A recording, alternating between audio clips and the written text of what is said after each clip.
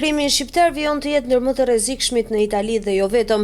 Antimafia italiane ka publikuar raportin e punës për vitin 2024 dhe një hapësirë e veçantë kushtohet Shqipërisë. Sipas antimafias, grupet mafioze janë infiltruar në kompani dhe institucione civile me qëllim që të ndikojnë në proceset e vendimarrjes, duke mbrojtur të ardhurat nga aktivitetet kriminale me forma gjithnjë më komplekse të pastrimit të parave. Sipas saj, në shumë raste mafia vendase ndihmohet nga grupet shqiptare. Organizatat më aktive duket se janë ato me kombësi shqiptare nga Afrika e Veriut dhe ato nga Afrika subsahariane, veçanërisht Nigeria, me projeksione transnacionale në vende të tjera europiane si Belgjika, Holanda dhe Spanja, si dhe në Amerikën e Jugut. Organizatat kriminale shqiptare në veçanti luajnë gjithnjë më shumë një rol dytësor krahasuar me eksponentët e Dragetas dhe Camorros së Barit, duke qenë në gjendje të mbështeten te kontaktet e tyre në portet kryesore tregtare të Evropës Veriore dhe në Amerikën e Jugut, thekson raporti. Pjesë nga raporti antimafia për Shqipërinë. Kriminaliteti shqiptar përfaqëson një nga format më komplekse dhe të strukturuara të kriminalitetit të huaj në Itali.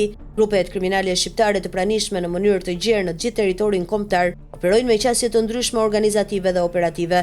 Disa veprojnë në grupe të vogla, ndonjëherë multietnike, të përqendruara kryesisht në krime kundër pasurisë. Të tjerë ndërkohë kanë formuar organizata kriminale të forta dhe jetëgjata, të rrënjosura në territor dhe me mënyra operimi që në disa raste i afrohen atyre mafioze. Një tipar dallues i këtyre organizatave është përdorimi i dhunës, e cila përdoret si përzgjidhje e konflikteve të brendshme për kontrollin e tregut të drogës, ashtu edhe si mjet friksimi dhe kontrolli. Një veçori e tyre është sistemi i antarësimeve, që shpesh bazohet në lidhje familjare ose në lidhje mes individëve me origjinë nga i njëjti qytet apo rajoni i Shqipërisë. Këto lidhje përforcohen nga kode të caktuara sjelljeje që konsolidojnë strukturën e brendshme të grupeve. Trafiku i narkotikëve mbetet sektori kryesor i aktivitetit dhe të ardhurat që burojnë prej tij po investojnë gjithnjë më shpesh në blerjen e bizneseve legale dhe pasurive të paluajtshme. Provat hetimore gjithashtu konfirmojnë se grupet shqiptare janë të përfshira edhe në veprimtari të tjera të paligjshme, si trafiku i armëve, trafikimi i qenieve njerëzore, shfrytëzimi i prostitucionit dhe kryerja e krimeve fiskale.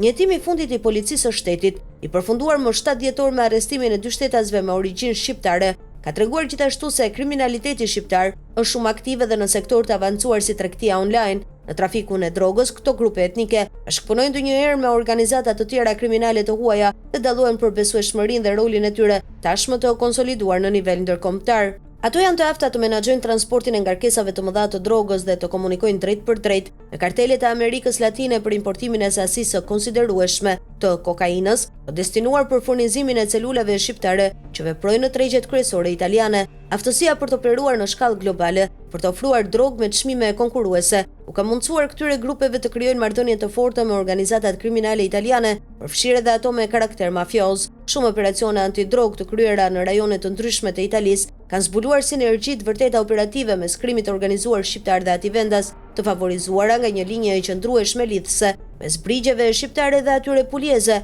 E ashtu quajtura rrugë adriatike është një nyje kyçe për kalimin e narkotikëve nga Shqipëria drejt Italisë e pjesës tjetër të Europës, e lehtësuar gjithashtu nga lidhjet ajrore me vendet ballkanike që kufizohen me Adriatikun. Këto marrëdhënie lehtësohen edhe nga mungesa e rivalitetit për kontrollin e territorit, pasi shqiptarët merren kryesisht me furnizimin me drogë, ndërsa shpërndarjen e lënë në dorë të grupeve kriminale italiane. Kokaina importohet në territorin italian nëpërmjet detit dhe tokës, përgjatë rrugëve kryesore të shpërndarjes europiane, duke u mbështetur tek bashkëpunëtorët e tyre në Europën Veriore, përmes të cilëve kanë arritur të deportojnë në portet kryesore tregtare Antwerp, Rotterdam dhe Hamburg.